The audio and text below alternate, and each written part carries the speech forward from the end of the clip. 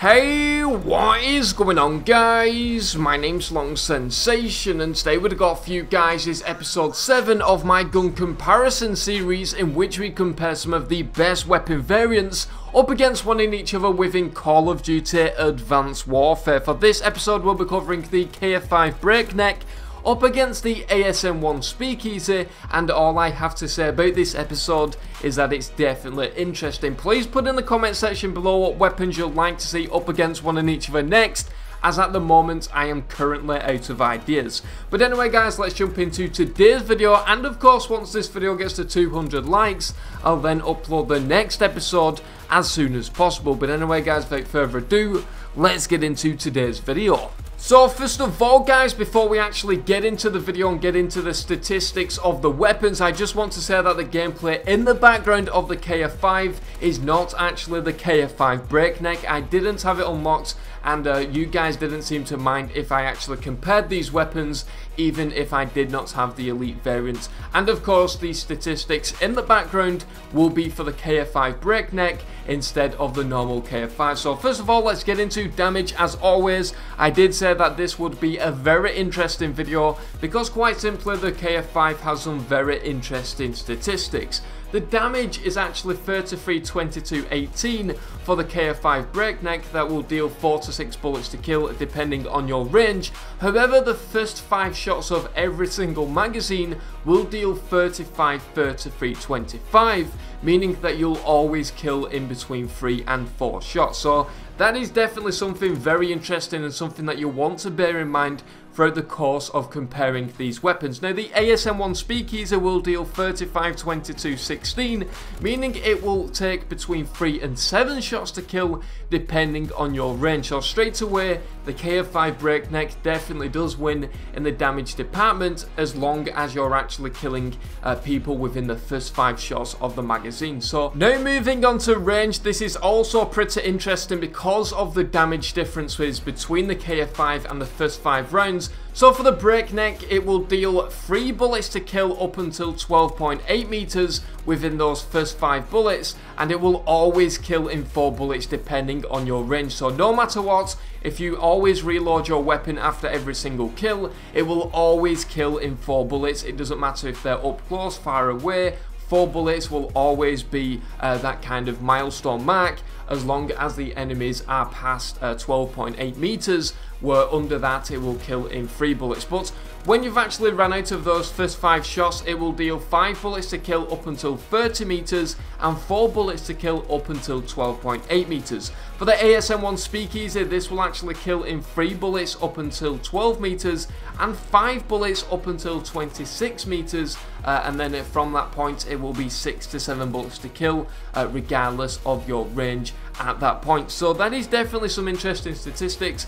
It all just depends on how much you actually reload your weapon. Commonly, a lot of Call of Duty players, especially in game modes such as S&D, will reload their gun every often, and this is where the KF5 will definitely dominate and definitely outperform the actual Asm1 Speakeasy. Now moving on to rounds per minute, they're both coded at 1016, but the actual rounds per minute are 900 rounds per minute due to round framing and something like that. This is something I've just decided to introduce. I've seen that Drifter actually talks about this quite often in his in-depth videos, and I thought I would bring it to you guys as well. Just bear in mind that of course it is coded at 1016 if you want to compare it to previous videos. But now moving on to magazine size, the KF5 Breakneck will have 40 in the magazine, but it's not actually allowed extended mags. So this is where the Asm1 Speakeasy will definitely shine, because it has built-in extended mags and will always have 67 in the magazine. So